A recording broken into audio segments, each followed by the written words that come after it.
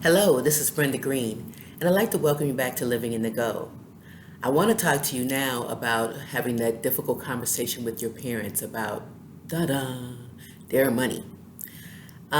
It's a taboo subject sometimes because our parents, they're kind of secretive sometimes about money. They don't want to talk about it.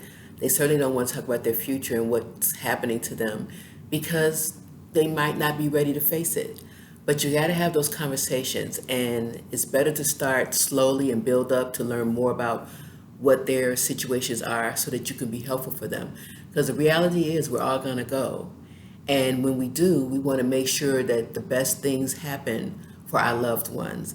And so you certainly don't want to go in like you're trying to spend their money, because I've heard that from people sometimes. They're trying to spend my money and I'm not even gone. That's not the case. Hopefully, what you're trying to do is make sure that you're respecting their wills and do what they want in those final days and hours. So you need to understand what's happening with their money. You need to understand what their liabilities are, what their debt is, if they have a home, do they have a will, do they have a trust.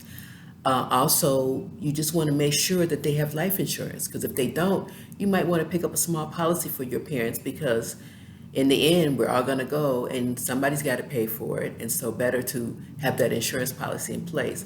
So, have this conversation, and you can start it in a simple way in terms of, I've been thinking about my own self in terms of the plans that I want to have when something happens in the future.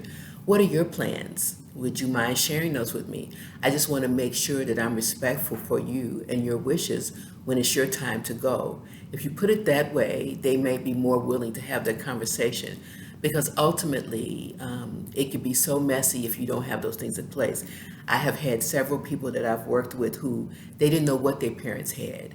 They didn't know where their parents' money was. They had to do this hunt and search.